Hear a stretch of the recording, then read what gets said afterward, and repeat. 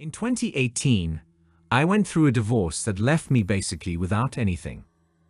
I managed to move into a small home, but had nothing to fill it with. I needed furniture, appliances, literally everything. Obviously, this is a big task to take on, especially financially, so I thought this was the perfect opportunity to get some discounted stuff on Craigslist. My priority was on the big things like a couch, TV, and so on, and it really didn't take long to find some deals. I messaged a few people and picked up a few things. And during this process I found and contacted a seller about buying their TV stand. It was posted for $40 and looked like a super average wooden TV stand. The seller, Matt, was very strict on when I could pick it up though. It had to be after 9 o'clock because of his work schedule, and it couldn't be on the weekend. This time frame still worked for me, but I just found it kind of odd how specific he was, and I figured that was probably why no one had bought it yet. I agreed to pick it up on a Wednesday at 9:30, and on that day, I followed through. He sent me his address, and I headed out 30 minutes to his place. The town he lived in I'd only heard in conversation before and had never actually been to it, and I soon found out why. Most of the homes were run down and very old. Even the roads were in bad shape with a lot of the street lights not even working. Pulling up to Matt's house didn't make me feel any better. It was just as rundown looking as the others, with only what looked like a hallway light on. Inside, I sorted out $40 and shoved the bills in my pocket, then stepped out and walked onto their porch, ringing the doorbell. As I waited, I looked around at his lawn. He had stuff everywhere like garden statues and just interesting decorations all throughout his yard and even on the porch. Then he opened the door. Matt was a tall and skinnier looking man, probably in his 40s. He had a tired look as if he hadn't slept in days, and I could smell booze from his breath as he welcomed me inside. If I'd known beforehand that this was who I'd be buying from, I never even would have come here, but it was too late for that.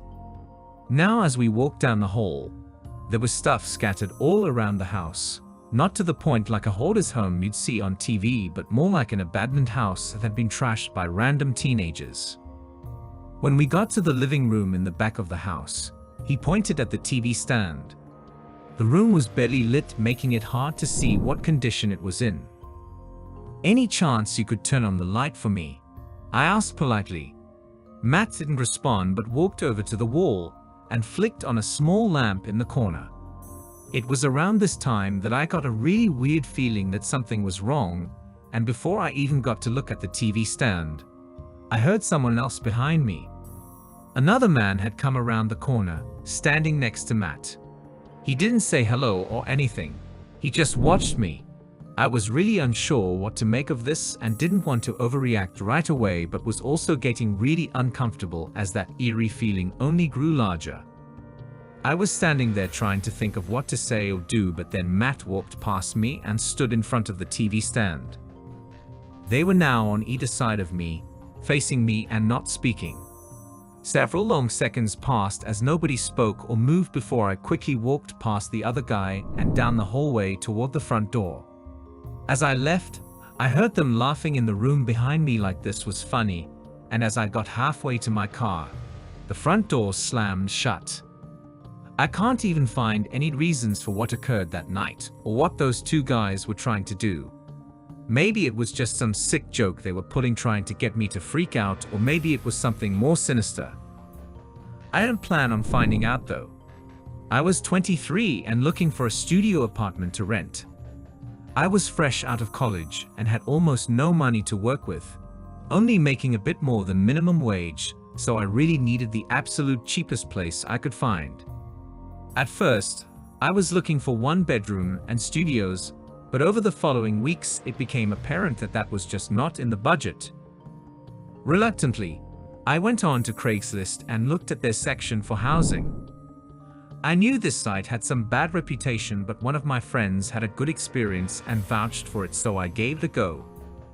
The first day of looking on Craigslist, I didn't find anything, though I got a bit of hope seeing there were a lot of listings. They just weren't in my area or price range. I think it was on the third or fourth day that I reloaded the website and found a new listing that piqued my interest. It was for a place a few miles away.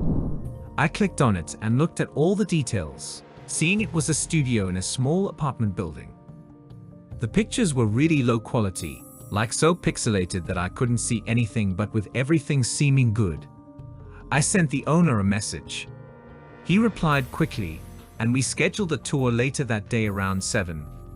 From our quick back and forth, I saw nothing unusual about this guy. His messages were very professional, and he seemed happy to show me the place.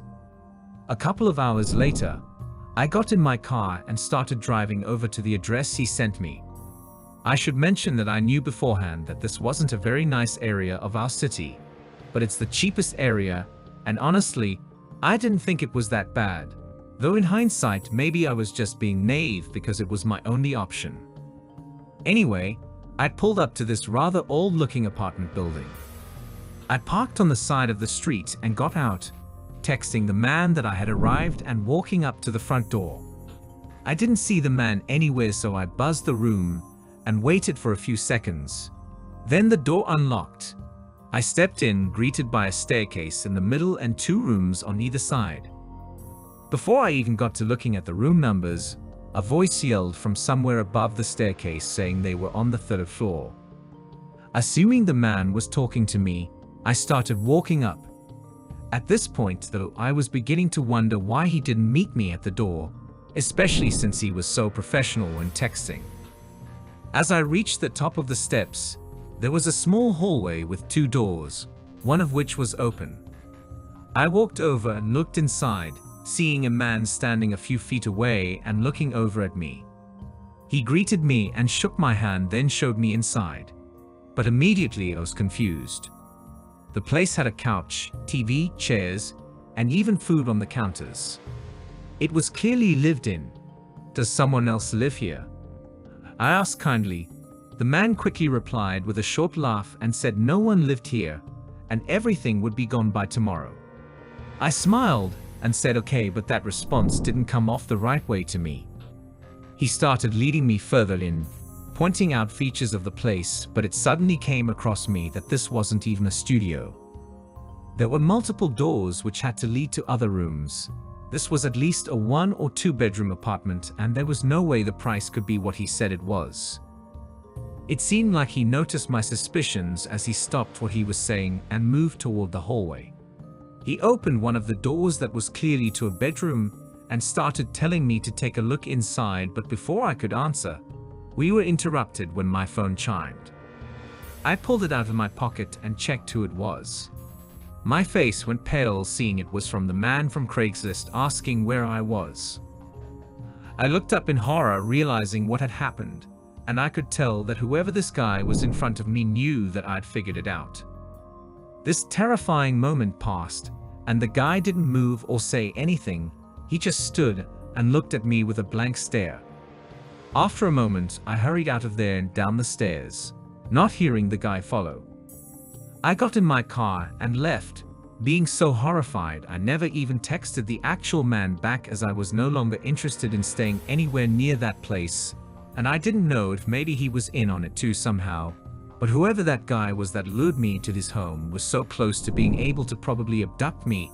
I don't know, and I don't even want to know, but I never opened Craigslist again after that night. I was on Craigslist for the first time in probably 5 years. I'd forgotten about the site, never having any need or use for it and never really hearing about it anymore, but due to my moving situation, I needed to get rid of a bunch of random things.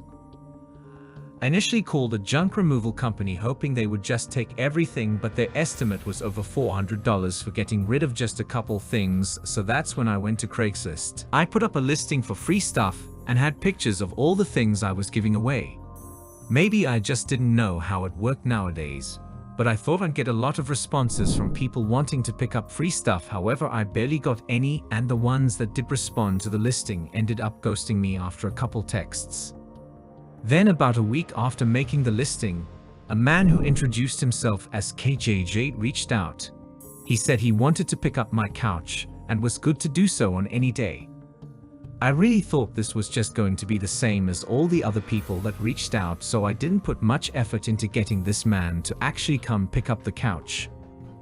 I let him know that I worked between 9 and 5, so if he wanted to pick it up, he just let me know. Again, I didn't think he'd actually come, but sure enough, in the morning before work he sent me a text saying he'd like to swing by tonight. I told him that was great, and as I left work that night, I sent him my address. The drive home was only 20-ish minutes, but I'd hope he comes sooner rather than later because I didn't want to waste my night waiting on them, even more so if they didn't end up showing. When I pulled into my driveway, the little car was parked on the curb right next to my house. Nobody was in it, and it was the only car parked on the whole street, so it seemed clear that they were at my house. Thinking it was KJ, I quickly got out and ran up to my front door, but he wasn't there.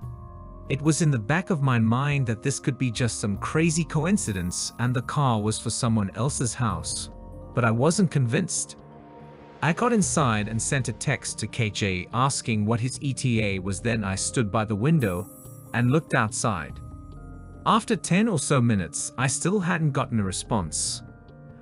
I didn't see anyone outside either, so I calmed myself down and turned away from the window. I went to the kitchen, pouring myself a drink, and just standing there when a small thud sounded from upstairs. Unaware of what it was, I put my drink down and listened. There were a few seconds of silence, then suddenly heavy footsteps were running down the stairs. I was so caught off guard, I just stood where I was and stared down the hallway as a man appeared at the other end, running right to the front door. He swung it open and ran out, and when I made it to the front, he was already driving away in that car that was parked on the curb. I was still stunned, trying to process what happened because it was all so sudden and quick. Eventually, I got my phone out and called the police, then tried calling KJ, but he didn't pick up, which meant to me that it was definitely him who had broken in. When the police investigated, they found that KJ's phone wasn't registered to a name or address, so we were back to square one. Nothing ever did come of it, despite me trying multiple times to get the police back on the case. As far as I know, nothing was stolen, so maybe he didn't have enough time, or he was waiting for me. Maybe that thought I heard was him accidentally giving himself away, so he took his chance to run now that he didn't have the surprise on me. But whatever really happened, all I can do is hope that he never comes back.